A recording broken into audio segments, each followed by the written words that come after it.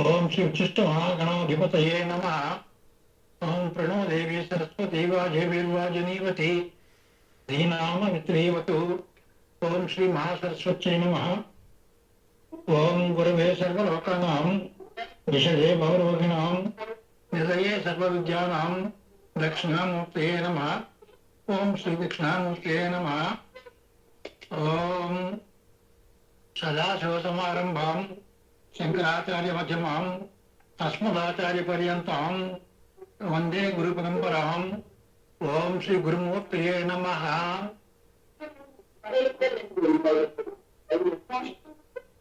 కొంచెం మ్యూట్ లో పెట్టండి, డిస్టర్బెన్స్ అవుతుంది ఎవరో.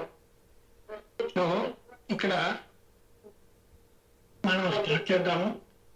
ఈరోజు ఒక మంచి ఇంపార్టెంట్ టిప్ తో స్టార్ట్ చేద్దాం.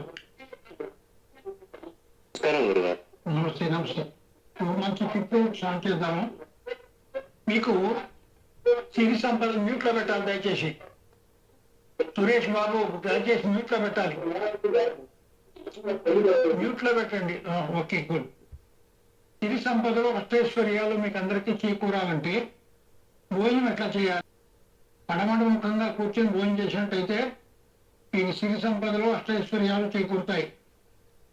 అయితే మీరు ఆయువును కనుక కోరుకున్నట్టయితే తూర్పు ముఖంగా కూర్చొని తినాలి. ఆయువును కోరేవారు భోజనం తూర్పు ముఖంగా తినాలి. ఈ కీర్తిని కోరేవారు, పేరు ప్రఖ్యాతులు కోరేవారు దక్షిణముఖంగా కూర్చోవాలని జ్యోతిష్ శాస్త్రం, వాస్తుశాస్త్రం చెప్తున్నాయి. సిరి సంపదలు అష్టైశ్వర్యాలు పడమర ముఖంగా కూర్చొని భోజించాలి. ఆయువును కోరేవారు తూర్పు ముఖంగాను, కీర్తి పేరు ప్రదర్శనలు కావాల్సిన వారు దక్షిణముఖంగా కూర్చోవాలి. అయితే ఇక్కడ ఒక చిన్న క్లాజ్ ఉంది. తల్లిదండ్రులు ఇంకా ఉన్నవారు దక్షిణముఖంగా కూర్చోకూడదు అని, కీర్తిని కాంక్షించకూడదు. అంటే తల్లిదండ్రులు ఉన్నంతకాలం కీర్తి అంతగా ఇంప్రూవ్ కాదు. అంచేత తల్లిదండ్రులు ఉన్నవాడు మాత్రం దక్షిణముఖంగా కూర్చోకూడదు. తల్లిదండ్రులు కనుక ఎవరు ఒకళ్ళు లేకపోయినా దక్షిణముఖంగా కూర్చోవచ్చు. అయితే ఇక్కడ ఉత్తర దిక్కుగా మాత్రం ఎవరు కూర్చొని భుజించకూడదు. భోజనం మాత్రం ఉత్తర దిక్కుగా చూస్తూ భోజించకూడదు. అర్థమైందండి? అర్థమైందా? వినిపించిందా? ఇకపోతే మనము ఇంతదాకా మనం ఏం చెప్పుకున్నాం అన్నది ఒకసారి రివైజ్ చేద్దాం. ఒకసారి మీరు గుర్తుపెట్టుకోండి. అది పాయింట్స్ ఇప్పుడు రికార్డింగ్స్ పంపిస్తాను. రికార్డింగ్స్లో కూడా ఇవన్నీ కూడా రికార్డ్ చేస్తాము. మీరు పాయింట్స్ ఏమున్నాయో చూడండి. మీకు ఏదైనా మళ్ళీ రిపీట్ చేయాలంటే మళ్ళీ తప్పకుండా రిపీట్ చేస్తాను. గుర్తుపెట్టుకోండి పాయింట్స్. ముఖ్యంగా వాస్తు అంటే ఏమిటి, వాస్తు అంటే ఏమిటి, వాస్తు యొక్క లక్ష్యం ఏమిటి, వాస్తు ఎప్పుడు పుట్టింది, వాస్తు గురించి ప్రాథమిక విషయాలు ఏమిటి అనే దాని గురించి మనము మొట్టమొదటి క్లాసులో చెప్పుకున్నాం, ఇంట్రడక్షన్ క్లాసులో. వేదకాలం నాడు కూడా వాస్తు శాస్త్రం ఉందా లేదా, వాస్తు ఎందుకు ముఖ్యమైంది, వాస్తు పురుషుని యొక్క సృష్టి ఏమిటి, వాస్తు పురుషుని యొక్క సృష్టి ఏమిటి, వాస్తు పూర్వకాలంలో ఉన్న వాస్తుకి ఇప్పటికే ఏమైనా తేడా ఉందా, ఇవన్నీ కూడా మనము డిస్కస్ చేశాం. తర్వాత వాస్తు పురాణం, మంచి జీవనం కోసం వాస్తు ఏ విధంగా ఉపయోగపడుతుంది అని కూడా చూసాం. వాస్తుకు అనుకూలంగా గృహ నిర్మాణం చేయడము తప్పనిసరా కాదా, తర్వాత పంచభూతాలకి వాస్తులో ఏమైనా ప్రాముఖ్యత ఉందా, ఏ విధమైన ప్రాముఖ్యత ఇవ్వబడింది, వాస్తు ప్రకారం అసలు ఏ నెలలో ఏ మాసంలో గృహ నిర్మాణం చేపట్టాలి, వాస్తు స్థలాలు ఇటువంటి టైపు స్థలాలు ఉంటాయి, వాస్తు ప్రకారం స్థలాన్ని కొనాలా, స్థలం కొన్న తర్వాత వాస్తు మనం నిర్ణయించుకోవాలా, గృహ నిర్మాణంలో మనకి ఏ సౌకర్యాలు మనం చూసుకోవాలి? మధ్యతరగతి కుటుంబీకులు గృహ నిర్మాణంలో ఉండవలసిన సౌకర్యాలు ఏమిటి? డబ్బున్న వాళ్ళకి కావాల్సిన సౌకర్యాలు ఏమిటి? తర్వాత కొనకూడని స్థలాలు ఏమిటి?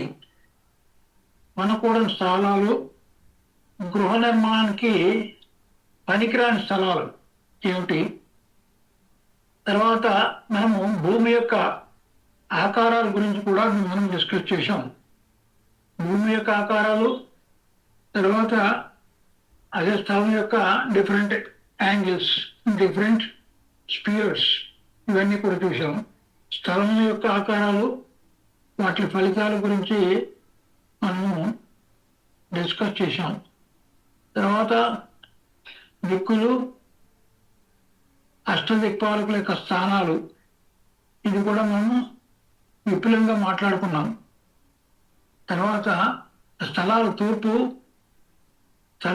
ఇది యొక్క స్థలం, దాని యొక్క శుభాశుభాలు ఏమిటి? అలాగే దక్షిణ యొక్క శుభాశుభాలు ఏమిటి? ఆగ్నేయ మూల, దక్షిణ మూల, తర్వాత నైరుతి మూల, పడమట మూల, వాయు మూల, ఉత్తర మూల, ఈశాన్యం, తూర్పు, ఇవన్నీ కూడా 4 దిక్కులు, 4 ఉపదిక్కులు, వీటి గురించి మాట్లాడుకున్నాం. తర్వాత దక్షిణ వీధి స్థలం ఎలా ఉండాలి, దక్షిణ పశ్చిమంలో ఉంటే ఏ విధంగాను, పశ్చిమ వీధికి ఎట్లా ఉంటుంది, పశ్చిమ ఉత్తరం అయితే ఎలాగా, ఇట్లాగా డిఫరెంట్ భాగాలన్నీ కూడా దాని గురించి కూడా మనము వివరంగా చెప్పుకున్నాం. ఇందులో మీకు ఏదైనా సరిగా అర్థం కాలేదు అనుకున్నా, లేదా మళ్ళా చెప్పాలనుకున్నా మీరు నాకు తెలియజేసినట్టయితే నెక్స్ట్ క్లాస్లో ఆ టాపిక్స్ మీరు వాట్సాప్లో పెట్టండి. ఆ టాపిక్స్ మళ్ళీ డిస్కస్ చేద్దాం, ఏం ప్రాబ్లం లేదు. ఎట్లాగైనా రికార్డింగ్స్ అయితే ఇస్తాం, తర్వాత చూద్దాం. ఇకపోతే మూలలు అంటే మూలలు కనుక మూసివేయబడితే ఎలాగా, ఆగ్నేయం మూసేస్తే వచ్చే నష్టం, నైరుతి వచ్చేస్తే నష్టం ఏంటి, వాయు మూలలు, ఈశాన్య మూల, వీటి యొక్క మూలలు, వీధి వీధి పోట్లు ఏమైనా రెమెడీస్ ఉన్నాయా, ఇవన్నీ కూడా వివరంగా మాట్లాడుకున్నాము. రెమెడీస్ గురించి ఆ టాపిక్ ఎక్స్క్లూజివ్గా లాస్ట్ టైం డిస్కస్ చేస్తారు. సో ఈ విధంగా మనము మూలలు పెంచడం, మూలలు తగ్గించడం కూడా మనము డిస్కస్ చేశాం. ఇకపోతే దొడ్లు ఎచ్చుగాను పల్లంగాను ఉంటేలాగా, తర్వాత ఇంటి మూలలు, వాటి యొక్క ఫలితాలు ఏమిటి, పూర్వీకుల యొక్క ఆస్తిపాస్తులు, వాటి యొక్క వాస్తు ప్రభావం ఏమిటి, వీటి గురించి కూడా మనం డిస్కస్ చేశాం. తర్వాత ఖాళీ స్థలం ఒకవేళ ఉన్నట్టయితే వాటి యొక్క నియమాలు ఏమిటి, స్థలంలో ఎత్తుపల్లాలు ఉన్నట్టయితే వాటి యొక్క నియమాలు, ప్రిన్సిపల్స్ ఏమిటి, రూల్స్ ఏమిటి. తూర్పు పల్లంగా ఉంటే ఐశ్వర్యాభివృద్ధి ఉంటుందని చెప్పుకున్నాం. అట్లాగే పడమర పల్లంగా ఉంటే ధనం వృధా అవుతుందని కూడా చెప్పుకున్నాం. ఉత్తర పల్లంగా ఉంటే మనకి అంటే యజమానికి కావాల్సిన కోరికలన్నీ కూడా తీరుతాయి. ఉత్తరం అంటే తూర్పు ఎత్తుగా ఉంటే మంచిదని చెప్పుకున్నాం. దక్షిణ స్థలమైనట్టయితే, పల్లమైనట్టయితే మతాంతర వివాహం జరగవచ్చు. దక్షిణ పడమరలు రెండు సమానంగా ఉండొచ్చు, దానికి ఏం ప్రాబ్లం లేదు. ఈశాన్యం పల్లంగా ఉంటే కీర్తి ప్రతిష్టలు చాలా పెరుగుతాయి. ఆగ్నేయం పల్లంగా ఉంటే అగ్ని భయం ఉంటుంది. వాయువ్యం పల్లంగా ఉంటే ఇంట్లో ప్రేమ వివాహాలు జరిగే అవకాశాలు ఉంటాయి. ఈశాన్యం, తూర్పు, ఉత్తరాల్లో కనుక ఎత్తు అయితే ఏదైనా చిన్న పర్వతాలు లాంటివి, చిన్న కొండలు లాంటివి ఉన్నటువంటి చోట అయినట్టయితే అవి పనికిరావు, ఉండకూడదు. స్థలానికి నైరుతి దిశలో ఎత్తైన కట్టడాలు ఉన్నట్టయితే మన కాంపౌండ్ దాటిన తర్వాత కూడా అవి చాలా మంచిది. ఇంటి నిర్మాణం మొదలెట్టాలంటే ఇప్పుడు కూడా ఫస్ట్ భూపరీక్షతో చేయాలి. భూపరీక్ష చేసుకుంటే కానీ ఇంటి నిర్మాణం మొదలెట్టకూడదు. ఆ పరీక్షలో మనము ఏమేమి టైప్ ఉన్నాయో మొట్టమొదటి డిస్కస్ చేసాం. ఇంటి నిర్మాణ ప్రాంతంలో మట్టి పరీక్ష చేయడం అన్నది ఒక పద్ధతి. అదే ఇంటి నిర్మాణంలో మా ప్రాంతంలో దీపం పరీక్ష అని ఉంటుంది, అదొకటి. అదేవిధంగా మొక్కలు మొలకెత్తడం అనేది ఎన్ని రోజుల్లో మొక్కలు మొలకెత్తాలి ఇంటి నిర్మాణ ప్రాంతంలో అన్నది కూడా మనం డిస్కస్ చేసాం. ఇంటి నిర్మాణ ప్రాంతంలో పెద్ద పెద్ద వృక్షాలు ఉంటే మంచిదా కాదా అన్నది కూడా మనం డిస్కస్ చేసాం. ఇంటి నిర్మాణ ప్రాంతంలో జంతువులు తిరిగితే అంటే ఏ జంతువులు తిరిగితే మంచిది, ఏ జంతువులు తిరిగితే మంచిది కాదు అన్న విషయాన్ని కూడా మనం చెప్పుకున్నాం. ఇకపోతే పాడు బావులు కానీ ఇంకా ముండి గోడలు కానీ ఇంటి ఆవరణలో స్థలం ఆవరణలో కనుక్కున్నట్టయితే ఏం చేయాలి అన్న విషయం మనం చూచాయిగా చెప్పుకున్నాం. తర్వాత గృహం ఆవరణ పల్లం అయిపోయినట్టయితే దాన్ని మట్టితోటి ఏ విధంగా నింపాలి అన్న చూసాం. స్థలంలో దిక్కులు ఏ విధంగా నిర్ణయిస్తారు, నిర్మాణాల్లో రకాలు ఏమిటి, 4 రకాల నిర్మాణాలు ఏమిటి, అనుకూలమైన దిశలు ఏమిటి, దిక్కుల యొక్క ప్రాధాన్యత, వాటి యొక్క దోషాలు, తర్వాత వాస్తు ప్రకారం ఎలాంటి స్థలాన్ని కొనాలి, స్థలం అంతా కూడా గృహం నిర్మించుకోవాలా, అందులో కొంత భాగాన్ని మాత్రమే ఎక్కడ ఎలా నిర్మించుకోవాలి, గృహాన్ని మనకున్న స్థలంలో ఎక్కడ ఎలా నిర్మించుకోవాలి, గృహ నిర్మాణంలో శాస్త్రపరంగా విభజించినటువంటి భాగాలు ఏమిటి, 3 భాగాలు. అదేవిధంగా కొనుగోలు స్థలాలు ఏమిటి, మామూలు తవ్వించే స్థలాలు ఏమిటి, నూతులు, గోతులు, సంపులు, వీటి యొక్క నియమాలు ఏమిటి, స్థలం ఎంపికలో తీసుకోవాల్సిన జాగ్రత్తలు ఏమిటి, ఇవన్నీ కూడా మనం ఇంకొకటి డిస్కస్ చేసాం. ఇంకేత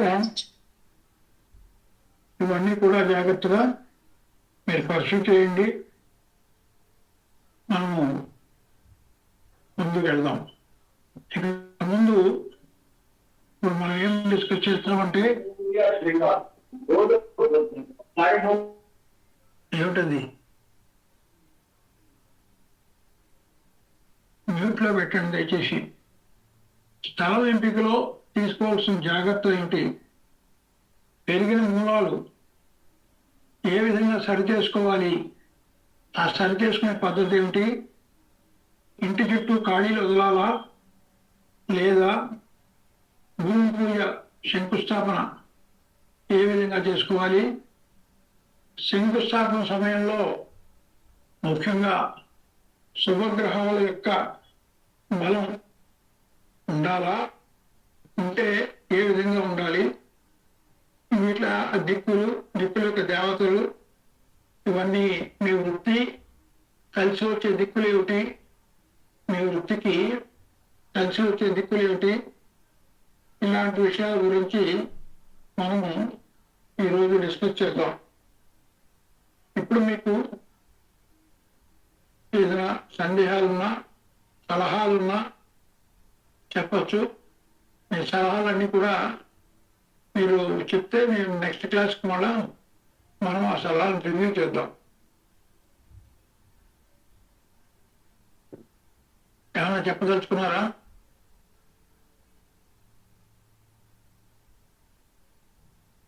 ఉన్నారా? ప్రస్తుతం అయితే ఏం లేదు సార్. మీరు చెప్పిన తర్వాత డౌట్ చెప్తే అడుగుతాను. చెప్పండి. ప్రస్తుతం అయితే ఏం లేదు సార్. ఏదైనా చెప్పింది అర్థం కాకపోతే అప్పుడు డౌట్లు ఉంటే అడుగుతాం సార్. ఓకే, సరే. ఇప్పుడు ఈరోజు ముఖ్యంగా తల వెంటగా తీసుకోవాల్సిన జాగ్రత్తలు మనము నూతులు గోతులు సంపుల నియమాల దగ్గర ఆగినట్టున్నాం, నాకు గుర్తుంది కదా, అంతేనా? అవును సార్. మనం మీరు ఏదో స్థలం కనుక కొనుక్కున్నా నిర్ణయించుకున్నా స్థలంలో ఇల్లు కట్టాలని, దానికి స్థలం దాటి అవతల కూడా పడమర దిశలో కానీ దక్షిణ దిశలో కానీ తటాకాలు, కాలువలు, జలాశయాలు ఉండొచ్చు. ఆ స్థలానికి పడమర దిశలో పెద్ద పెద్ద గోతులు ఈ మాత్రం ఉండకూడదు. పడమర దక్షిణ దిశలో స్థలం ఎప్పుడు కూడా ఎత్తుగా ఉండాలి అనుకున్నాము. ఉచ్చ స్థలం అయి ఉండాలి. ఉచ్చ అంటే మెరక స్థలం అయి ఉండాలి. ఎత్తైన కొండలు, గుట్టలు ఏవైనా ఉండవచ్చు. ఇదంటే ఏంటి? మీరు ఉన్నటువంటి స్థలానికి పడమర కానీ దక్షిణ కానీ ఎత్తైన స్థలం ఉండాలి, ఎత్తుగా ఉండాలి, ఉచ్చ స్థలం అవ్వాలి. కొండలు, గుట్టలు ఏవైనా ఉండొచ్చు. తటాకాలు, కాలువలు, జలాశయాలు అలాంటివి పనికిరాదు. పెద్ద పెద్ద గోతులు, చిన్న పాత్రతో ఉండే గోతులు ఉంటుంది. మీరు సెలెక్ట్ చేసుకున్న స్థలం కూడా ఉత్తరం బలంగా ఉండాలి. ఉత్తర భాగాన్ని జలాశయాలు కానీ కాలువలు కానీ ఉండొచ్చు. అలాగే తూర్పు సైడ్ కూడా ఎలాంటి గుట్టలు, కొండలు లేకుండా చూసుకోవాలి. తూర్పు దిక్కు ఎల్లప్పుడూ పల్లంగా ఉండాలి. స్థలానికి తూర్పున తటాకాలు, జలాశయాలు, బావి, గొయ్య, కాలువలు ఇలాంటివి ఏమైనా ఉంటే అవి దానికి ఆ స్థలం శుభప్రదమైనది అని చెప్పవచ్చు. శుభప్రదమైన స్థలంగా ఆ స్థలాన్ని పరిగణించవచ్చు. అంచేత నిర్ణయించుకున్న ఈ స్థలం ఏదైతే ఉంటుందో ఆ స్థలానికి నైరుతి దిశలో ఎంత ఎత్తైనటువంటి కట్టడాలు ఉంటే అంత మంచిది, అంత శుభప్రదం. నైరుతిలో మెరక, కొండలు, గుట్టలు ఉన్న అది చాలా మంచిది, శుభదాయకమే. ఇకపోతే నైరుతి, ఆగ్నేయం, వాయువు దిక్కులతో పోల్చినప్పుడు ఈశాన్య దిక్కు ఎప్పుడు కూడా పల్లంగా ఉండాలి. అలా ఉన్నట్టయితే ఆ స్థలం ఎంతో మంచిది. ఒకవేళ ఈశాన్య దిక్కు పల్లంగా లేకున్నా ఈశాన్యాన్ని పల్లం చేసుకుని నిర్మాణాలు చేపట్టడం ఉత్తమం. పొరపాటును కూడా ఈశాన్యం కన్నా మిగిలిన 3 మూలలో కూడా పల్లం ఉండకూడదు. స్థలాన్ని ఎంపిక చేసుకునే సమయంలో మీ స్థలానికి అతి దగ్గరలో అంటే రీజనబుల్ డిస్టెన్స్ లో శ్మశానం, కర్మాగారాలు, తర్వాత రైల్వే మార్గాలు, రైల్వే స్టేషన్లు వగైరా, విమానాశ్రయాలు అవన్నీ లేకుండా ఉంటే మంచిది. అవన్నీ లేనట్టుగా చూసుకుని స్థలం జాగ్రత్తగా కొనుక్కోవాల్సి ఉంటుంది. దీనివల్ల ముఖ్యంగా ధ్వని కాలుష్యం ఎక్కువ అవుతుంది. మీరు నివసించేటువంటి దగ్గరలో కనుక ఉంటే దానివల్ల ఆరోగ్యం, మీరు కుటుంబం యొక్క ఆరోగ్యం మీద కాలుష్య ప్రభావం పడుతుంది, ధ్వని కాలుష్య ప్రభావం. తర్వాత స్థలానికి అతి చేరువలో మురుగు ప్రవహించే కాలువలు లేకుండా చూసుకోవాలి. అలాగే నీరు నిలిచిపోయే గోతులు కూడా లేకుండా జాగ్రత్తలు తీసుకోవాలి. స్థలాన్ని తవ్వినప్పుడు ఎముకలు కానీ దంతాలు కానీ బయటపడినా, లేక ఆవు పుట్టలు, దెబ్బలు ఏమైనా బయటపడినా ఆ స్థలము నివాసయోగ్యం కాదు. ఎముకలు దంతాలు ఆ స్థలంలో దొరికిన పాము పుట్టలు దెబ్బలు ఏదైనా ఉన్నా ఆ స్థలం నివాసయోగ్యం కాదు. ఆ స్థలాన్ని వదిలివేయడం ఉత్తమం. తర్వాత ఉత్తరం కన్నా దక్షిణం మెరుగుగా ఉంటే గృహ నిర్మాణం మంచిది. ఆ గృహంలో నివసించే వారి ఆర్థిక పరిస్థితి చాలా ఉన్నతంగా ఉంటుందని చెప్పుకున్నాం. అది గుర్తుపెట్టుకోరు. ఉత్తరం కన్నా దక్షిణం మెరుగ్గా ఉండాలి, ఎత్తుగా ఉండాలి. ఇలా కాకుండా దక్షిణ స్థలం దక్షిణం కనుక పల్లంగా ఉంటే ఉత్తరం మెరుగ్గా ఉన్న స్థలం ఏంటైతే అక్కడ ఇల్లు కట్టినట్లయితే గృహ నిర్మాణం చేసినట్లయితే ఆర్థికంగాను ఆరోగ్యంలోనూ అనేక రకాలైన సమస్యలు వస్తాయి. ఆ గృహంలో నివసించే వాళ్ళందరికీ కూడా, అంటే ఇక్కడ అద్దెకున్న వారితో సహా అని చెప్పచ్చు. ఆ గృహంలో నివసించే వారందరినీ కూడా ఈ ఆరోగ్య సంబంధమైనటువంటి సమస్యలు, ఆర్థికమైనటువంటి సమస్యలు ఇవన్నీ కూడా వేధిస్తాయి, చాలా బాధపడతాయి. తూర్పు కన్నా పడమర ఎత్తుగా ఉన్న స్థలంలో గృహ నిర్మాణం చేస్తే ఆ గృహంలో నివసించే వారికి చక్కని మనశ్శాంతి ఉంటుంది. మనశ్శాంతి, సమాజంలో గౌరవ ప్రతిష్టలు లభిస్తాయి. ప్రశాంతమైనటువంటి జీవితం కలుగుతుంది. ఇకపోతే తూర్పు ఎత్తులోను పడమర పల్లంగా ఉన్న స్థలంలో గృహ నిర్మాణం చేసినట్లయితే మానసిక ప్రశాంతత ఉండదు. ఆరోగ్య సమస్యలు, మానసిక సమస్యలు, పలు రకాలైనటువంటి అనేక రకాలైనటువంటి ఇబ్బందులు ఈ కుటుంబంకి పెన్నాడుతూ ఉంటాయి. నైరుతి దిక్కు కన్నా ఈశాన్య దిక్కులో స్థలం బలంగా ఉంటే ఈ స్థలం గృహ నిర్మాణానికి అత్యంత శుభప్రదమైనదిగా వాస్తుశాస్త్రంలో చెప్పబడింది. మంచి ఆరోగ్యం, మంచి గౌరవ ప్రతిష్టలు, అనేక మంది అభినందించేటువంటి పుత్రులు ఇలాంటి గృహంలో నివసించే వారికి ముఖ్యంగా లభ్యమవుతాడు. ఆగ్నేయం కన్నా వాయువ్యం పల్లంగా ఉండాలి. ఇలాంటి స్థలంలో కనుక గృహ నిర్మాణం జరిగితే అష్టైశ్వర్యాలు సిద్ధిస్తాయి. సమాజంలో మంచి గౌరవ ప్రతిష్టలు పొందగలుగుతారు. వాయువు ఎత్తుగా ఉండి వాయువ్యం కన్నా ఆగ్నేయం తక్కువ ఎత్తులో ఉంటే ఆ స్థలంలో గృహ నిర్మాణం చేయకూడదు, అక్కడే ఆప్చేసేయాలి.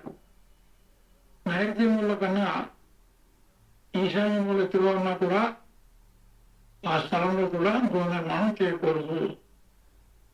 ఈ విధంగా ఏ దిక్కు ఎత్తుండాలి, ఏ దిక్కు పొలం ఉండాలి అనే విషయాలు మనం ఇక్కడ డీటెయిల్డ్గా చెప్పుకోవాల్సింది. ఇవన్నీ కూడా మనం స్థలాన్ని కొనుక్కునే సమయంలో, స్థలాన్ని ఎంపిక చేసుకునే సమయంలో తీసుకోవాల్సిన జాగ్రత్తలు. అర్థమైందండి? మీరు ఏమైనా నోట్ చేసుకుంటారంటే ఎక్కడన్నా మళ్ళీ చెప్తాను. మీరు అక్కడ ఆగమంటే స్లోగా చేస్తాను, మీరు మళ్ళీ నోట్ చేసుకోవచ్చు ఏదో పాయింట్ కావాలంటే. ఎలాగైనా మళ్ళీ ఎలాగంటే రికార్డింగ్ సిస్టమ్ కాబట్టి అప్పుడు ఎలాగ చూసుకోవచ్చు. సరే, మనం ఈ విధంగా సెలెక్ట్ చేసుకుంటాము. ఒకవేళ మనకి ఎవరైనా ఫ్రీగా ఇచ్చో లేకపోతే కన్సెషన్ రేటు మీద ఇచ్చో, తక్కువ రేటు మీద స్థలం వచ్చో, ఏదైనా బ్యాంకులో ఆప్షన్ తీసుకుని పాడుకుంటే కొంచెం డబ్బు కలిసి వచ్చే పరిస్థితులను, ఏదైనా స్థలం మనం డిస్కస్ చేసినట్టుగా లేకపోయినట్టయితే అప్పుడు ఏం చేయాలి, అప్పుడు మూలాలన్నీ కూడా మనం సరి చేసుకునే పద్ధతి ఏమైనా ఉందా, దీని గురించి ఇప్పుడు మాట్లాడదాం. వాస్తుశాస్త్రంలో చెప్పబడిన ప్రకారం కాకుండా మూలలు కనుక పెరిగితే ఆ స్థలాల్లో ఏం చేయాలి అంటే గృహ నిర్మాణం చేసుకునే ముందు ఆ ఎక్కడెక్కడ లోపాలు ఉన్నాయో లోపాలను సరిదిద్దుకుని గృహ నిర్మాణం ప్రారంభించాలి. గృహ నిర్మాణం చేసుకునే ముందే ఆ స్థలం అన్ని కూడా పరీక్షించి చేయాలి. ఎలా చేస్తారు దీన్ని? అలా చేసుకుంటేనే ఆ ఇంట్లో ఉన్న వాళ్ళందరూ కూడా సుఖశాంతులు పొంది ఆ ఇల్లు సుఖశాంతుల నిలయంగా మారుతుంది. ఆ పెరిగిన ఎలా చూడాలి? ఫర్ ఎగ్జాంపుల్ తూర్పు ఆగ్నేయం పెరగడం ఏమాత్రం కూడా క్షేమదాయకం కాదు. ఈ మూలం సరి చేసుకున్నాకనే గృహ నిర్మాణం చేపట్టాలి. పెరిగిన మూలాల్లో ఉన్న స్థలం మనకు కావలసినటువంటి ఏరియా తీసుకుని మిగిలిన దాన్ని కట్ చేసి గృహ నిర్మాణ స్థలంలో కలపకుండా వేరుగా ఉంచాలి. ఎక్కడైతే పనికిరాని మూలల్లో పెరిగిందో అక్కడికి దాన్ని కట్ చేసి మనకు గృహ నిర్మాణానికి అనుకూలంగా ఉన్న స్థలాన్ని వేరు చేసి మిగతా స్థలాన్ని మూలగా వేరుగా చేస్తే అప్పుడు గృహ నిర్మాణం చేసుకోవచ్చు. ఆ వేరుగా పెట్టినటువంటి స్థలాన్ని వాస్తు ప్రకారం పనికిరాని స్థలాన్ని మీరు మొక్కలుగా పెంచుకునేందుకు ఉపయోగిస్తుంది. అంతేకాని మీరు నిత్యం వాడుకునే విధంగా మాత్రం ఏర్పాటు చేసుకోకూడదు. ఆ మూలను కట్ చేయాలి.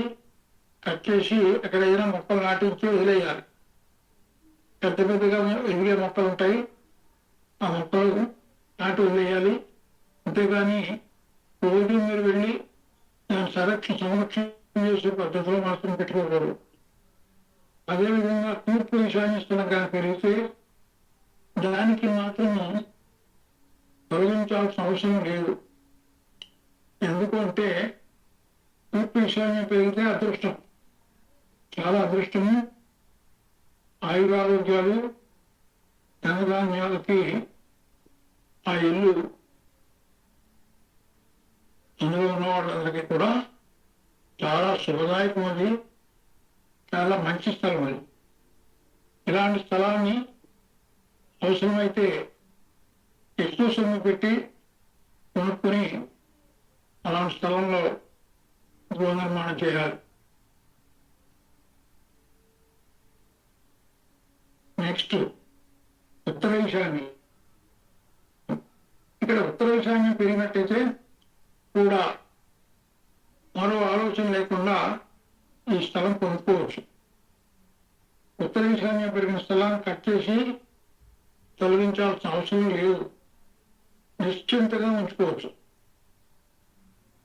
కాకపోతే బరువైన నిర్మాణాలు ఏమీ చేపట్టకూడదు. ఆ స్థలంలో ఆ స్థలం అలా వదిలేసినట్టయితేనే ఆ సురీత్యా శుభప్రదం చెప్పబడుతుంది.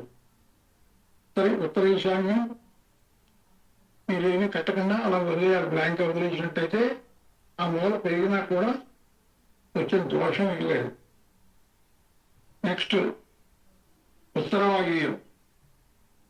ఉత్తర వాయువ్యం కనుక స్థలంలో పెరిగిండి దాన్ని మీరు కొనుక్కోదలుచుకున్నట్టయితే దానికి నిర్మాణాలకు మాత్రమే ఆ స్థలం అంతా ఉపయోగించకుండా ఆ మూల కట్ చేయాలి. మనకి అంతా తీసుకుని మిగిలిన కట్ చేసేయాలి. అందులో నిర్మాణాలు చేపట్టకూడదు.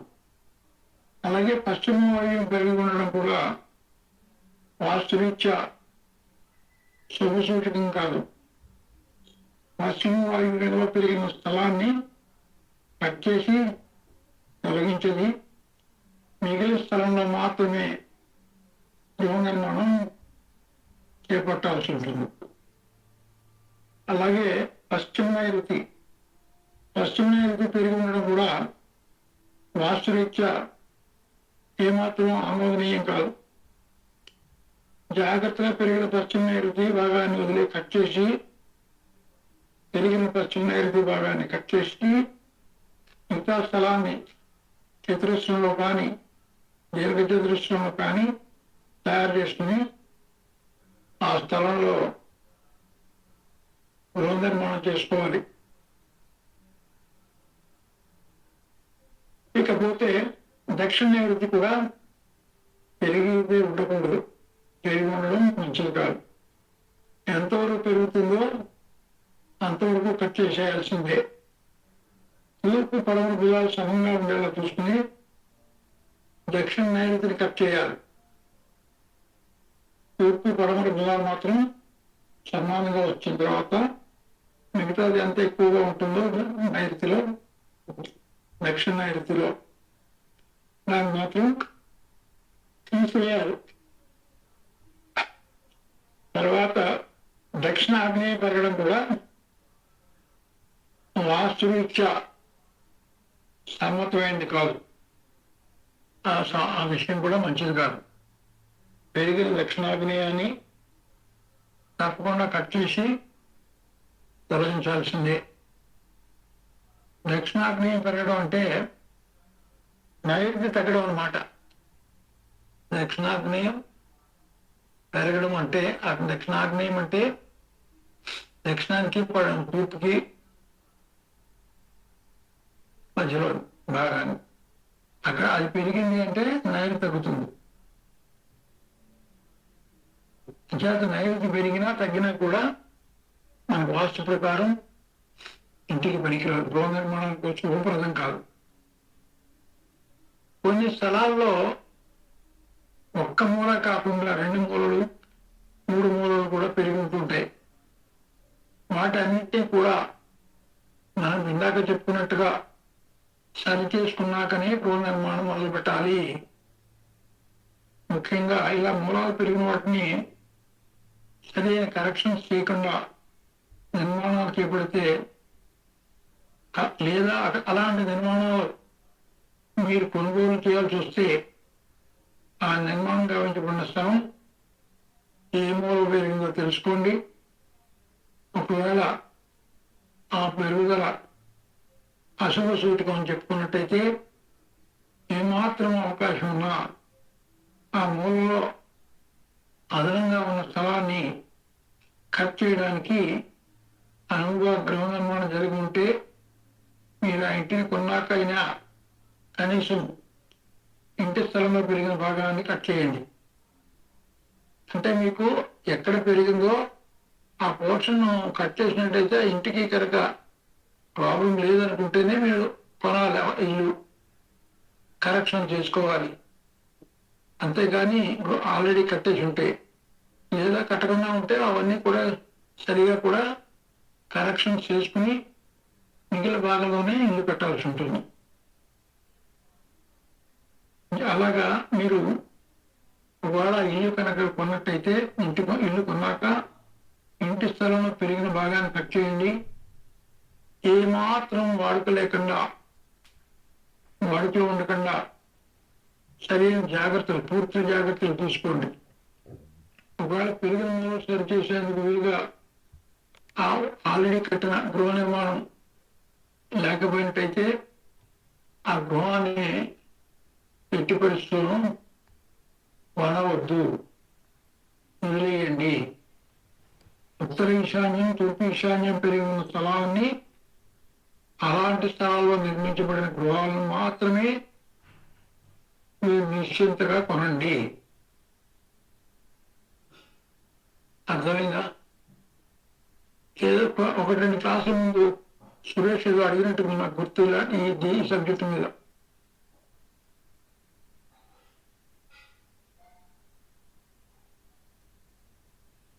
అన్నారా? వింటున్నారా? వింటున్నాను సార్. సో అర్థమైందా మీకు? అర్థమైందా శర్మగా? అర్థమైంది గురు. సుమంత్, నెక్స్ట్ ఇంటి చుట్టూ స్థలం ఖాళీ వదిలేయాలా, వదలకుండా మొత్తం కట్టుకోవచ్చా? దీని గురించి ఇప్పుడు మాట్లాడదాం. స్థలంలో వీలైనంత ఎక్కువ గృహ నిర్మాణం కావించి ఇంట్లోని అన్ని గదులు కూడా పెద్దగా ఉండాలని ఆలోచిస్తారు తప్ప ఇంటి చుట్టూ ఖాళీ స్థలం వదలకపోతే గాలి వెలుతురు కరువు అవుతాయని ఆ కారణంగా ఆ ఇంట్లో నివసించే వారికి ఆరోగ్య సమస్యలు ఎదురయ్యే అవకాశం ఉందన్న దిశలో ఎవరూ ఆలోచించట్లేదు ఈ రోజుల్లో. అపార్ట్మెంట్ అయినా గృహం అయినా 4 దిక్కులా ఖాళీ ఉండడం అన్నది ఉత్తమం. అయితే అపార్ట్మెంట్స్ లో ఇలా నిర్మించడం చాలా కష్టం. కనీసం వీలైనంత మేరకు అపార్ట్మెంట్ గాలి వెలుతురు వచ్చేలా నిర్మాణం చేయడం వాస్తురీత్యా ఉత్తమం. దక్షిణం కన్నా ఉత్తరం కాస్త ఎక్కువగా ఉంటే చాలు, పడమర కన్నా తూర్పు కాస్త అధికంగా ఉంటే చాలు. అనవసరంగా స్థలం వేస్ట్ చేయకుండా ఆలోచన గల అభ్యర్థులకు శాస్త్రానికి వెళ్ళి అనుకుంటారు. అట్లా కాకుండా ఇంటి చుట్టూ ఖాళీ ఉండే సమయంలో వాస్తు శాస్త్రాలని తప్పకుండా పాటించాలి. ఆవరణలో కాంపౌండ్లో పడమర కన్నా కనీసం 3 రెట్లు ఆ పైన అధికంగా తూర్పు దిశను ఖాళీ వదిలి తీరాలి. పడమరకి 3 times తూర్పు సైడ్ ఖాళీ స్థలం వదిలిపెట్టాలి. కానీ పట్టణాల్లో ఈ రోజుల్లో అది వీలయ్యే పరిస్థితి ఏమాత్రమూ లేదు. ఇలా ఖాళీగా వదిలిపెడితే మాత్రము ఆ స్థలంలో పెట్టినటువంటి గృహం చాలా సుఖశాంతులతో నిలవై ఉంటుంది. సుఖశాంతులు ఉంటాయి అందులో ఉన్న వాళ్ళకి. దక్షిణ వైపు కన్నా 3 రెట్లు అంతకన్నా ఎక్కువ ఖాళీ ఉంటుంది వదలడం. దానివల్ల లక్ష్మీదేవి స్థిర నివాసంగా ఉంటుందని వాస్తుశాస్త్రంలో చెప్పబడింది. మీరు అది రాసుకోండి. దక్షిణం కన్నా 3 రెట్లు ఎక్కువ ఉత్తర దిక్కులో ఖాళీ ఉండాలి. అలాగే తూర్పు కన్నా పడమర కన్నా తూర్పు దిశని 3 రెట్లు ఎక్కువ ఖాళీ స్థలం ఉండాలి. అలా ఉన్నట్టయితే అన్ని విధాలా కూడా ఆ స్థలంలో ఇల్లు పెట్టుకున్న వాళ్ళు అన్ని రకాలుగా కూడా సంతోషంతో ఉంటారు. లక్ష్మీదేవి యొక్క స్థిర నివాసం ఉంటుంది. స్థిరాస్తి రూపంలోనూ స్థిరాస్తి రూపంలో కూడా అందులో ఉన్న వాళ్ళకి డబ్బుకి ఏమాత్రం పదవి ఉండదు. ఎప్పుడైతే డబ్బు సంపాదించుకుంటారు భవిష్యత్తు విషయంలో ఆర్థిక పరిస్థితుల్లో ముఖ్యంగా ఏమాత్రం దిగులు ఉండదు. ఆ కుటుంబం అంతా కూడా చాలా ఆనందాలతో వెలువరిస్తూ ఉంటారు. అర్థమైందండి? రంజిత్ అర్థమైందా? రంజిత్ అర్థమైంది గురువు. నెక్స్ట్ భూమి పూజ, శంకుస్థాపన. భూమి 3 రకాల దోషం ఉంటుందని చెప్పాం. స్పర్శ దోషము, దృష్టి దోషము, శాల్య దోషము. స్పర్శ దోషం అంటే ముట్టుకుంటే వచ్చే కొన్ని రకాల క్రిములు కీటకముల వల్ల వచ్చే దోషం. స్పర్శ దోషం అంటే కొన్ని రకాల క్రిమి కీటకాలు వాటి వల్ల వచ్చేటువంటి దోషం. దృష్టి దోషం అంటే మరియు ఇతరులు నరదృష్టి వల్ల వచ్చే దోషం. శాల్య దోషం అంటే మృత్యు దోషం. అనగా మరణించిన శరీరం యొక్క అవశేషాలు ఉన్నా, చనిపోయిన చోటుగా ఉన్న ఆ చోట దేవతా వాహనం జరగదు. అంటే దేవతల్ని ఆహ్వానించి పూజలు చేసుకోవడం వీలవదు. కాబట్టి అటువంటి చోట పవిత్రతను పెంచడానికి శంకువుని స్థాపిస్తారు. శంకువుని పెట్టి చేస్తారు. శంకు అంటే ఏమిటి? ఆ స్థలంలో అంతకుముందు చనిపోయినటువంటి శరీరం యొక్క అవశేషాలు మిగిలాయి. అంటే అక్కడ కాల్చారనమాట, ఏదో పాతి పెట్టారు ఆ స్థలంలో అంతకుముందు. అంచేత అవశేషాలు దొరుకుతాయి. అవశేషాలు దొరికితే అక్కడ దానికి రెమెడీగా శంకుని స్థాపిస్తారు. అది ఇల్లు కట్టాలంటే ఇంకా పనికిరాదు వస్తాం. అది అవాయిడ్ చేయడం మంచిది. లేకపోతే దాంట్లో శంకుని పాకుతారు. శంకుని పాకినట్టయితే దానివల్ల బాగుంటుంది. భూమి పూజ, వాస్తు పూజ చేస్తారు. తర్వాత పంచభూతాలతో నిర్మించినటువంటి శరీరం లాంటి ఒక నిర్మాణాన్ని నిర్మిస్తుంటారు. చేత ప్రాథమికంగా ప్రాణాన్ని నిలిపే ప్రక్రియ భూమి పూజ, శంకుస్థాపన లేదా వాస్తు పూజ అని అంటారు. అది చేయాలి. భూమి అటు ఇవ్వడం కూడా 3 పద్ధతుల గురించి మనం అనుకున్నాం. భూమి యొక్క దోషాలు ఏమిటి? ఎవరైనా నోట్ చేసుకున్నారా?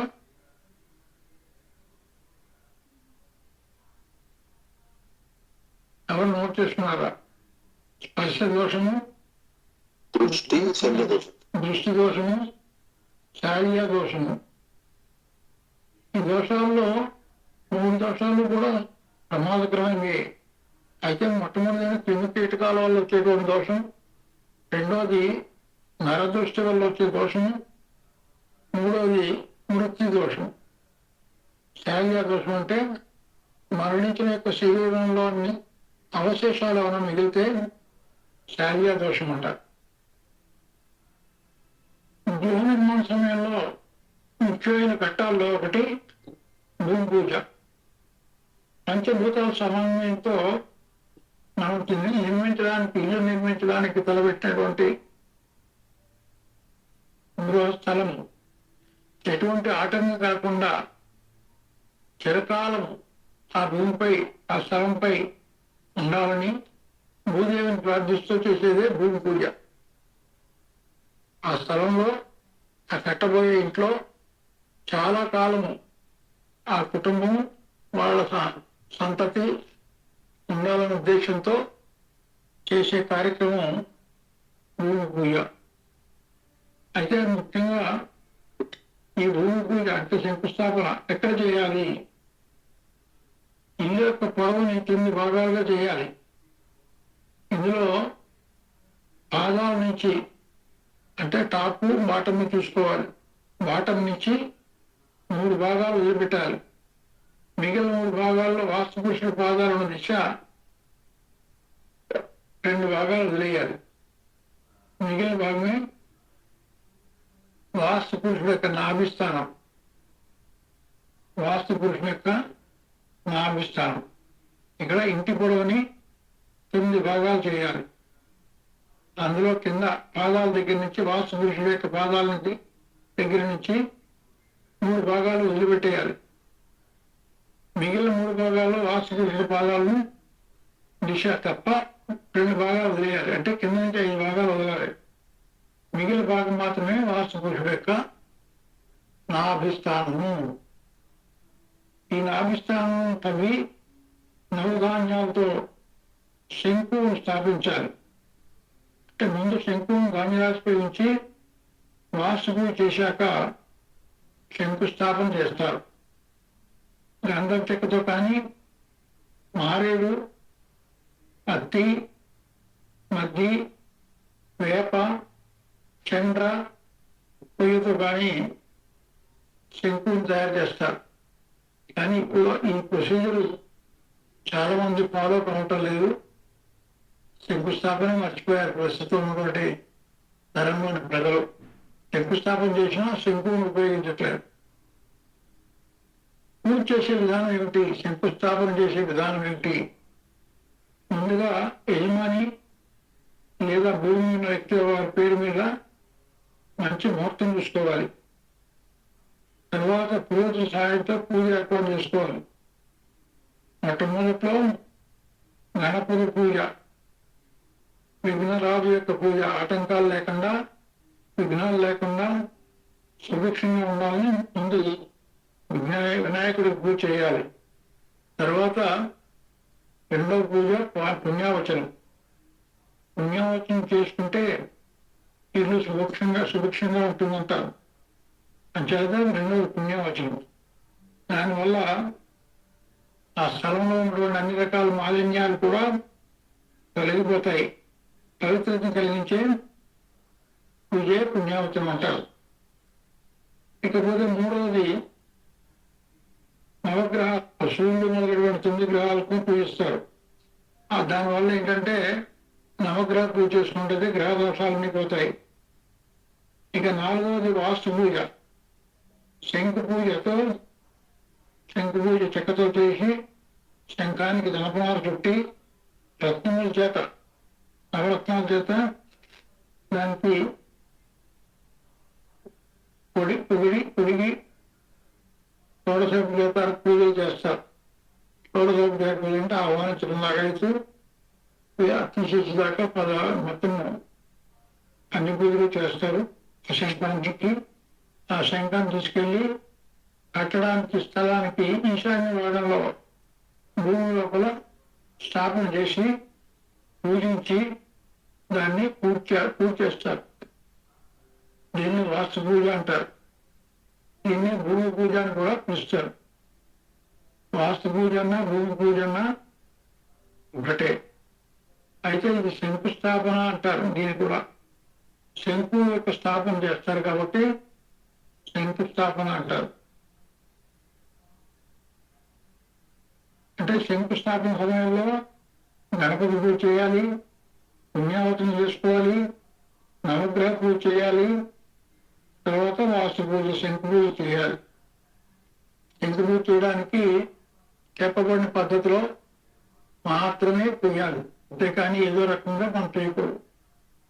శంకుస్థాపన సమయంలో మనం ఉపయోగించే పూజా ద్రవ్యాలన్నీ కూడా నవధాన్యాలు వగేరా ఇంటి లోపలికి వచ్చే విధంగా చూడాలి. అంటే ఇల్లు ఎక్కడ కట్టదలుచుకున్నారో ఆ ఏరియాలోకి వచ్చినట్టుగా చూడాలి. అంటే ఆ తీసినంత గాను ఇంత మధ్యలో లేదా ఇంకొంచెం లోపలికి ఉండే విధంగా పాతి పెట్టాలి. శంకుస్థాపన అంటే మార్కెట్లో ఇవాళ నవరత్నాలని వాడు ఏదో అమ్ముతుంటాడు. అక్కడ అయ్యో రంగు రాళ్ళేవి, అదేదో నవరత్నాలు కాదని ఇస్తుంటాడు. మనం కూడా తక్కువ డబ్బులు కావాలని అక్కడికి కొంత ఏదో ఖర్చు పెట్టి పట్టుకొచ్చి ఎంజాయ్ చేస్తాం. అంతేగాని శంకు పూజ ఇంకా అట్లా చేయట్లేదు యాక్చువల్గా ఈ ప్రొసీజర్ ప్రకారంగా. సో శంకుస్థాపన సమయంలో పూజా ద్రవ్యాలు, నవధాన్యాలు వగైరా అన్ని కూడా గృహం కట్టే ప్లేస్ ఏరియాలోకి రావాలి.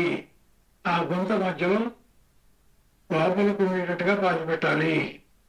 గృహారం ఎప్పుడు కూడా ఈశాన్యంలో చేయాలి, వేరే చోట్ల చేయకూడదని మనం త్వరలో చెప్పుకున్నాం. వాస్తు శాస్త్రంలో అదే విధంగా చెప్పబడింది.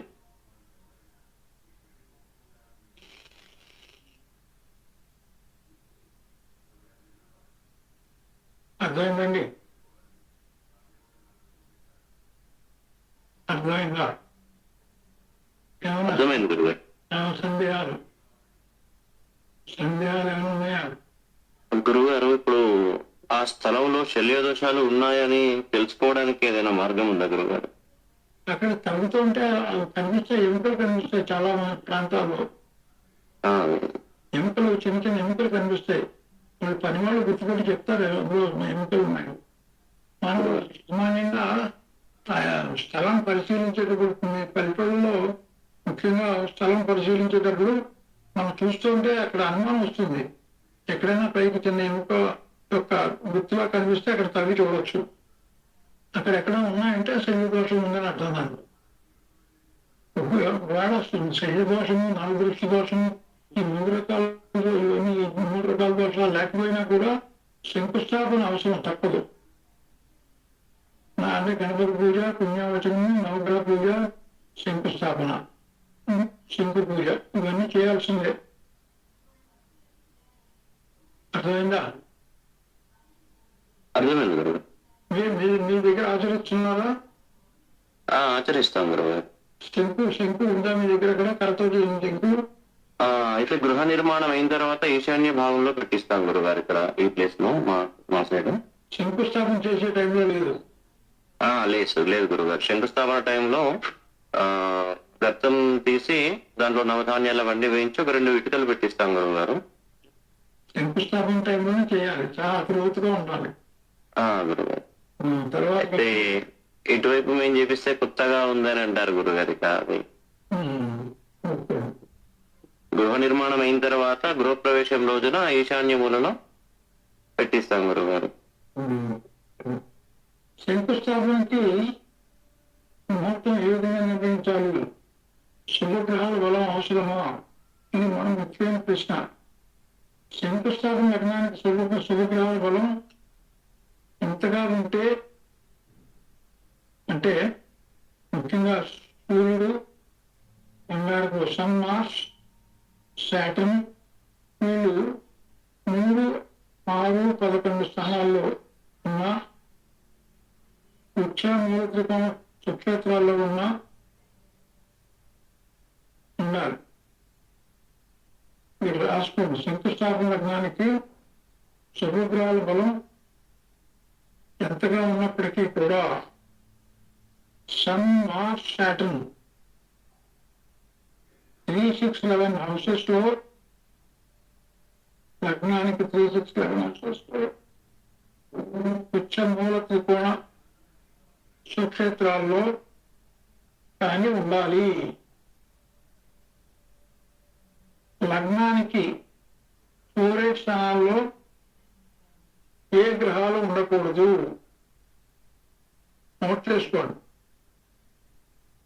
ఇది చాలా ఇంపార్టెంట్ పాయింట్.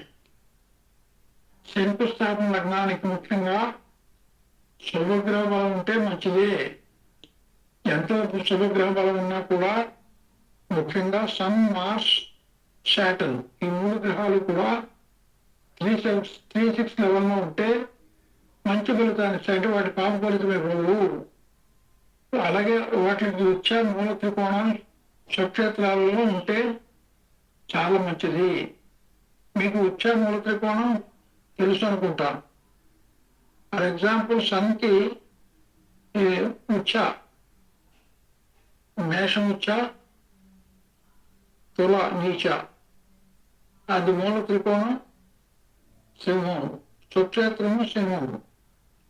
అట్లాగే The recording has stopped.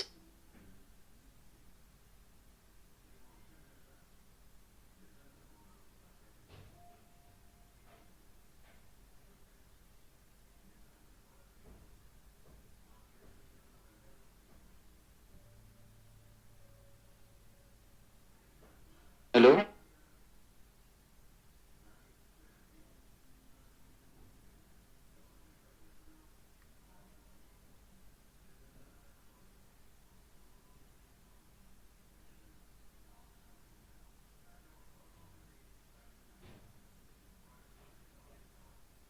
గురువుగారు మీ వాయిస్ వినిపించట్లేదు గురుగారు.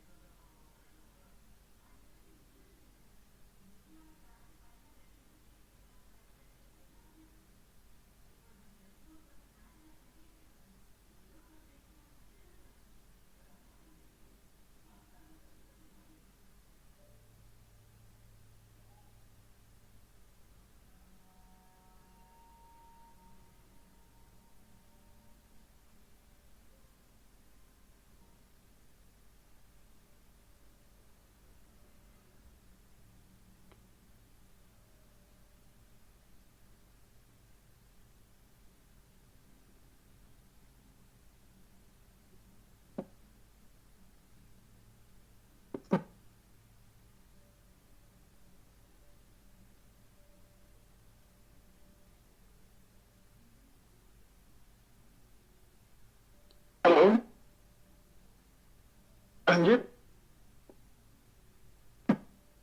ఇప్పుడు వినిపిస్తుంది గురుగారు. మిగతా వాళ్ళు లేరా? మిగతా వాళ్ళు ఉన్నారా? ఇక్కడ ఏదో ఉన్నారు గురుగారు, ఉన్నారు. ఉన్నాను సార్, ఉన్నాను. కనెక్షన్ పోయింది ఒకటి, నాకు ఫోన్ లో వచ్చింది. కారణం ఏమైందో మళ్ళా సడన్ గా పోయింది. సరే, ఇప్పుడు అందరూ ఉన్నారు కదా? అవును సార్. ఉన్నాం గురుగారు. ఓకే. ఇప్పుడు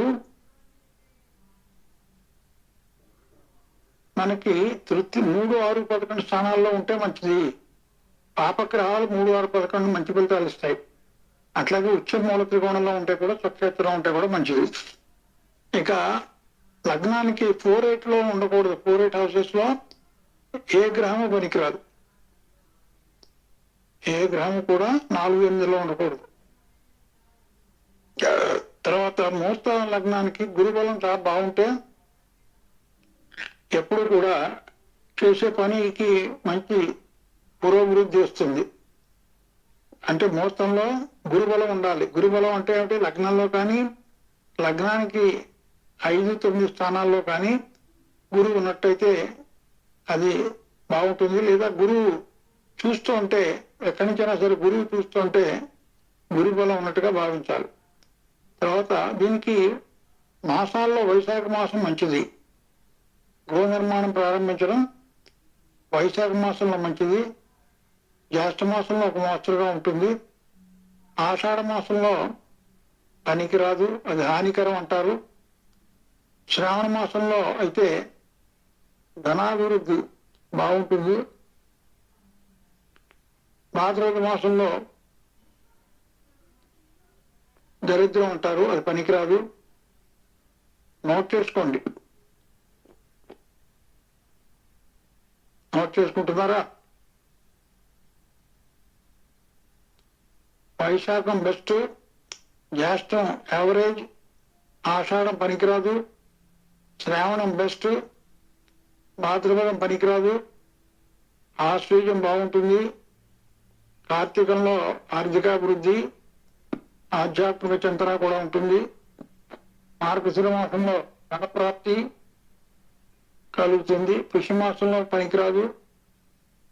నాగపాల్గొన మాసాల్లో సంకల్ప సిద్ధిగా ఉంటుంది. ఇది అన్ని కూడా ముహూర్త శాస్త్రంలో చెప్పబడ్డాయి. సో ఈ విధంగా మీరు మాసాలను కూడా సెలెక్ట్ చేసుకోవాలి. గ్రహాల యొక్క ప్లేసెస్ ను సెలెక్ట్ చేసుకోవాలి. శుభగ్రహాల యొక్క పొజిషన్ కూడా సెలెక్ట్ చేసుకోవాలి. నాగరాజ్ శర్మ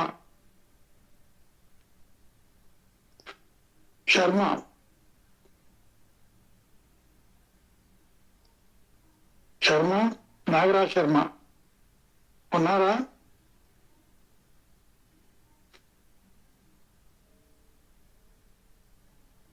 నాగరాజ్ శర్మ లేడే ఇందులో? రంజిత్ ఫోన్ చేయండి నాగరాజ్ శర్మకి. చేస్తాను గురు.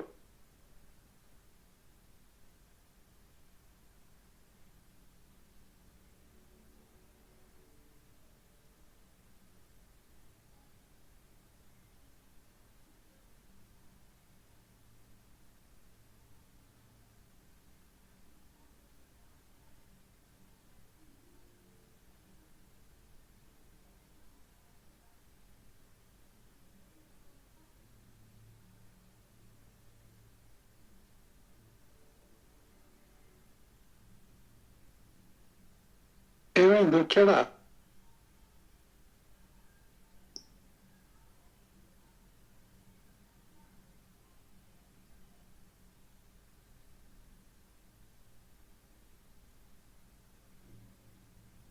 రంజిత్ వచ్చాడా?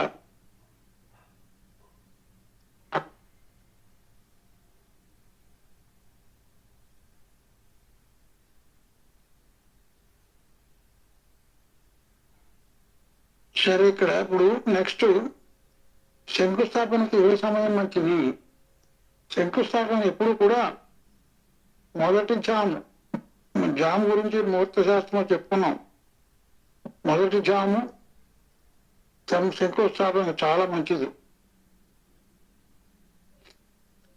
రెండో జాము మూడో జాము కూడా అందులో శంకుస్థాపన చేయవచ్చు.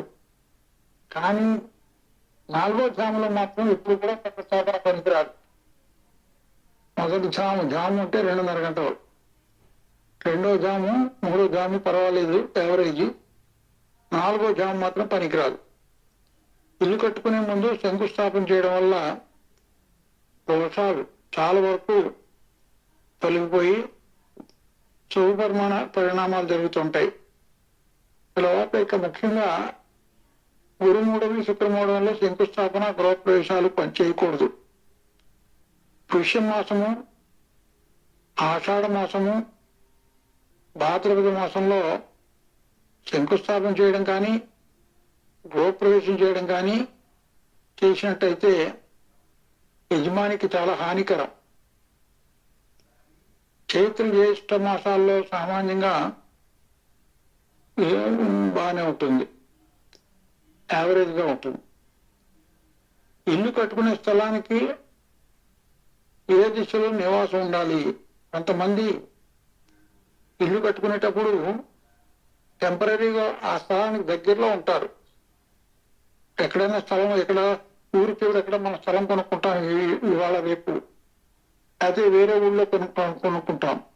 ఆ ఇల్లు కట్టించుకునేటప్పుడు ఆ దగ్గరలో ఉండి కట్టించుకుంటారు కొన్నాళ్ళు. ఆ దగ్గర ఉన్నప్పుడు అద్దెల్ని తీసుకుంటాం. ఆ ఇల్లు అద్దెల్ని తీసుకున్నది ఎక్కడ తీసుకోవాలి అంటారు. అది ముఖ్యమైనది. దాని వాస్తురీత్యా ఏంటంటే అద్దెకి తీసుకున్న స్థలం మన స్థలానికి నైరుతి, పశ్చిమం, దక్షిణాల్లో ఏదో దిక్కున ఉండాలి. అటు నుంచి వచ్చిపోతూ ఉండాలి. అద్దెకి ఇప్పుడు ఇల్లు కట్టుకునే సమయంలో మనం అద్దెకి తీసుకునే ఇంట్లో ఉంటే మనం స్థలానికి నైరుతిలో కానీ, పశ్చిమంలో కానీ, దక్షిణంలో కానీ ఏదో ఒక దిక్కులో ఉండాలి. ఇక్కడ నైరుతి కనుక అంటే స్థలం పక్కనే నైరుతిలోనే గృహం ఉండాలని కాదు, కొంచెం దూరం అయినా సరే పర్వాలేదు, కానీ అది నైరుతి దిక్కుకు ఉండాలి. నైరుతి దిక్కును కానీ, పడమరి దిక్కును కానీ, దక్షిణ దిక్కును కానీ ఉండొచ్చు.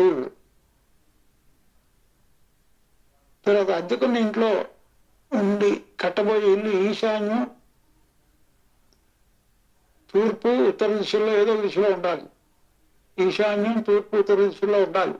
అంటే అద్దెకి ఎక్కడ ఉంటారో మనుషులు అక్కడి నుంచి సరిగ్గా డైరెక్షన్ చూసుకున్నట్టయితే తూర్పు, ఈశాన్యం, ఉత్తరంలో ఉండాలి. దానివల్ల గృహ నిర్మాణం సకాలంలో పూర్తి అవుతుంది. లేకపోతే అది పూర్తి అవడం చాలా కష్టం. వాస్తులో ఇది సామాన్యమైనటువంటి విషయం. గృహం రిపేర్లు చేయించేవాళ్ళు, మార్పులు చేయించేవారు కూడా, ఇల్లు మారదొచ్చిన వాడు కూడా ఈ విధంగా జాగ్రత్త పడ్డం మంచిది. మన ఇల్లు రిపేర్ చేస్తున్నా, ఇల్లు కడుతున్నా ఆ స్థలానికి దక్షిణంలో కానీ, పడమరలో కానీ, నైరుతిలో కానీ ఉండి అక్కడి నుంచి వెళ్తుంటే బాగుంటుంది. అంటే ఆ స్థలానికి ఇల్లు కట్టే స్థలం ఈశాన్యం ఉండాలి. ఉంటే మంచి ఈశాన్యం, తూర్పు, ఉత్తరం ఉండాలి. ఇకపోతే అష్టదిక్కులు అది మనం చెప్పుకున్నాము. అష్టదిక్కులు అంటే సామాన్యంగా అందరికీ తెలుసుకున్న దిక్కులు 4 మాత్రమే: తూర్పు, పడమర, ఉత్తర, దక్షిణం. వాస్తుశాస్త్రం ప్రకారం మరో 4 దిక్కులు కలిపి మొత్తం 8 దిక్కులుగా ఉన్నాయి. వీటిని అష్టదిక్కులు అంటారు.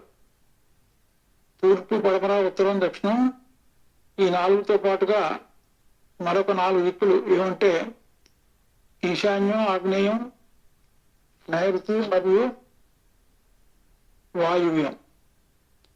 ఇవి చాలా ప్రత్యేకమైనటువంటి దిక్కులు. నిజానికి వీటిని మూలలు లేదా విదిక్కులు అంటారు. అయితే నిజ జీవితంలో దిక్కులనే పిలుస్తారు. వీటిని దిక్కులను పిలిచినా ఏ దోషం లేదు. అసలు చెప్పాలంటే విదిక్కులు. ఈ మూలలు 2 దిక్కుల యొక్క కలయిక వలన ఏర్పడతాయి. ఈ 2 దిక్కుల యొక్క లక్షణాలను కూడా ఈ మూలలు కలిగి ఉంటాయి. ఉదాహరణకు తూర్పు మరియు ఉత్తరం ఈ దిక్కులు కలిపే మూల ఏమిటి? ఈశాన్య మూల. కాబట్టి ఈశాన్య మూల తూర్పు మరియు ఉత్తర దిక్కుల యొక్క లక్షణాలు కలిగి ఉంటుంది. చదురంగా ఉంటే ఏదైనా నిర్మాణానికి 4 వైపులా గోడ ఉంటే తూర్పు గోడ మరి ఉత్తరం గోడ కలిసే మూలని ఈశాన్య మూల అంటారు. తూర్పు గోడ మరియు దక్షిణ గోడ కలిసే మూలని ఆగ్నేయ మూల అంటారు. దక్షిణ గోడ మరియు పశ్చిమ గోడ కలిసే మూలను నైరుతి మూల అంటారు. పశ్చిమ గోడ మరియు ఉత్తరం గోడ కలిసే మూలను వాయువ్య మూల అంటారు. ఈ విధంగా తూర్పు, పడమర, ఉత్తర, దక్షిణం, ఈశాన్యం, ఆగ్నేయం, నైరుతి మరియు వాయువ్యం కలిపి అష్టదిక్కులుగా చెప్పబడ్డాయి. ఒక స్థలంలో కానీ నిర్మాణంలో కానీ ఈ అష్టదిక్కులు ఎంతవరకు వ్యాపించి ఉంటాయన్నది స్థలం లేదా నిర్మాణం యొక్క కొలతల మీద ఆధారపడి ఉంటుంది. దిక్కులు, అధిదేవతలు అది గురించి చెప్పుకున్న దొరికే వాస్తులో ఈ దిక్కుల యొక్క అధిదేవతల యొక్క ప్రాధాన్యత చాలా ఉంది.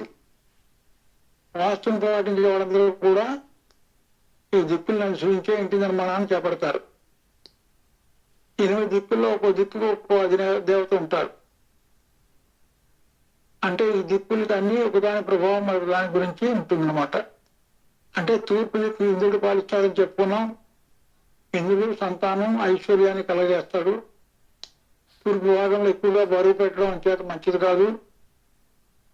తూర్పు దిక్కులోని ఖాళీ స్థలంలో బావులు, బోర్లు నిర్మించడం వల్ల యజమానికి శుభం చేకూరుతుంది. ఇకపోతే పడమర దిక్కున అధిష్టాన దేవత వరుణుడు గృహ నిర్మాణ సమయంలో తూర్పు దిక్కు కంటే తక్కువ ఖాళీ స్థలం విడిచిపెట్టి ఈ దిశలో ఎత్తు ఉండేలా చేస్తే సర్వశుభములు కలుగుతాయి. పడమర భాగంలో కూడా మంచినీటి బావులు, బోర్లు ఏర్పరచవచ్చు. అయితే ఇవి విదిశలకు తగలకుండా జాగ్రత్తలు తీసుకోవడం ముఖ్యం. ఉత్తరం అంటే ఉత్తర దిక్కు అధిష్టాన దేవత కుబేరుడు. దక్షిణ దిక్కు కంటే పల్లంగాను విశాలంగాను ఉత్తరం ఉండేలా చూసుకోవాలి. ఈ దిక్కులో బోర్లు కానీ బావులు కానీ ఏర్పాటు చేసుకోవడం మంచిదే. దీనివలన విద్య, ఆదాయం, సంతానం, పలుకుబడి పెరిగే అవకాశం ఉంది. ఇకపోతే దక్షిణ దిక్కు. దక్షిణ దిశ అధిష్టాన దేవత యముడు. ఉత్తర దిశతో పోల్చినప్పుడు ఈ దిక్కులో తక్కువ ఖాళీ స్థలం ఉండేటట్టుగా తీసుకోవడం చాలా మంచిది. దీనివల్ల సంతానం, ఆదాయాల అభివృద్ధి చెందుతుంది. దీనికి వ్యతిరేకంగా ఏదైనా ఉన్నట్టయితే స్థిరాస్తులు అమ్ముకుంటారు, అనారోగ్యం బారిన పడి అనేక బాధలు పొందుతారు. ఈశాన్యానికి ఈశ్వరుడు అధిదేవత. అన్ని దిక్కుల కన్నా ఈశాన్య దిశ విశాలంగాను పల్లంగాను ఉండాలి. ఈశ్వరుడు గంగాధరుడు కాబట్టి ఈ దిశలో నీరు లేదా బావి ఉండడం యజమానికి అష్టైశ్వర్యాలు కలగజేస్తుంది. అంతేకాక భక్తి జ్ఞాన వైరాగ్యాలు, భక్తి జ్ఞానాలు, ఉన్నత ఉద్యోగాలు కూడా ఈ కుటుంబీకులకి సమకూరుతాయని వాస్తుశాస్త్రం చెప్తోంది. ఆగ్నేయం అగ్నిదేవుడు. అందువల్ల సామాన్యంగా ఈ దిక్కుని వంట ఏర్పాటు చేసుకుంటారు. దానివల్ల శుభం చేకూరుతుంది. బావులు, బూతులు ఉండకూడదు. ఇతర దిక్కుల కన్నా ఈ స్థలం పల్లంగా ఉండకూడదు. ఎంత మాత్రం మంచిది కాదు. దీనివల్ల వ్యసనాలు, ప్రమాదాలు, అనారోగ్యాల బారిన పడడం, స్థిరాస్తులు కోల్పోవడం వంటి అపశకునాలు కలుగుతాయి. ఇకపోతే వాయువ్యానికి అధిదేవత వాయువు. ఈ దిక్కు నైరుతి దిక్కు ఆగ్నేయ దిశల కంటే పల్లంగాను ఈశాన్యం కంటే ఎత్తుగాను ఉండాలి. ఆగ్నేయం ఎప్పుడు కూడా నైరుతి కంటే పల్లంగా ఉండాలి, ఈశాన్యం కంటే ఎత్తుగా ఉండాలి. అలాగే ఇక్కడ ఈ దిశలో నూతులు కూతులు ఉండకూడదు, ఈశాన్యం కంటే ఎక్కువగా పెరిగి ఉండకూడదు. అలా పెరిగినట్టయితే వాయువ్యం పెరిగితే ఉత్తర సంతానానికి హాని, అభివృద్ధికి అవరోధం కలిగే అవకాశం ఉంటుంది. నైరుతి దిక్కు అయ్యాక నివృత్తి అనే రాక్షసుడు అన్ని దిక్కుల కన్నా ఈ దిక్కు తక్కువ ఖాళీగా ఉండాలి, ఎక్కువ ఎత్తు కలిగి ఉండాలి. అలాగే ఈ దిక్కులో ఎక్కువగా బరువు ఉంచడం వల్ల శుభం. ఈ దిక్కులో గోతులు నూతులు ఉంటే ప్రమాదాలు, దీర్ఘవ్యాధులు, స్థిరాస్తి కోల్పోవడం జరుగుతూ ఉంటుంది. ఈ విధంగా 8 దిక్కులు కూడా అధ్యాత్మలను బట్టి అనుగుణంగా నిర్మాణాలు చేసుకోవడం మంచిది. అలా చేసుకున్నట్టయితే ఆ గృహంలో సకల ఆనందాలకి నెలవు అవుతుందని వాస్తవాస్తవం చెప్పింది.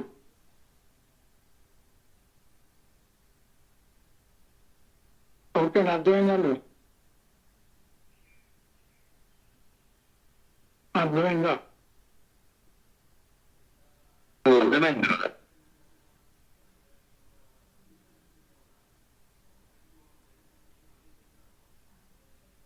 ఎవరన్నా అందరూ వెళ్ళారా? వెళ్ళిపోయారు ఎవరన్నా?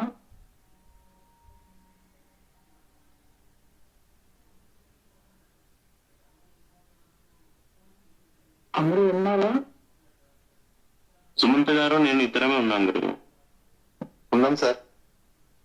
ఇద్దరే ఉన్నారా? అవును సార్. ఏం చేద్దాం? ఆపు చేద్దామా? మీ ఇష్టం గురుగారు. ఎందుకు వెళ్ళిపోయారు?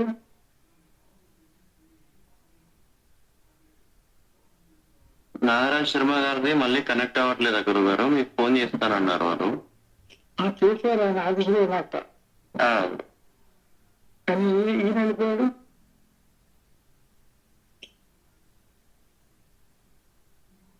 ఇప్పుడు ఆదివారం పెట్టుకున్నా కుదరటం లేదు. నేను అనుకోవడం మిగతా రోజుల్లో ఈయన రాత్రి పెట్టుకుంటే మరిగేమో,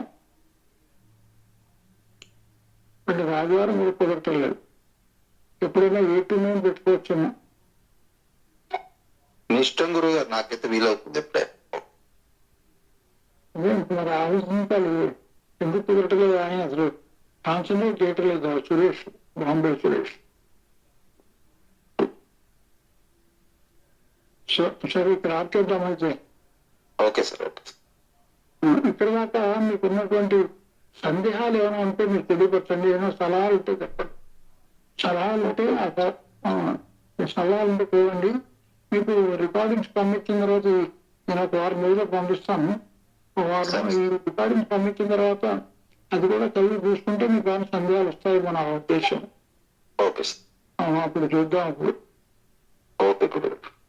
జాగ్రత్తగా వచ్చి ఆల్ ది బెస్ట్. నమస్కారం. నమస్కారం. ధన్యవాదాలు. నమస్కారం.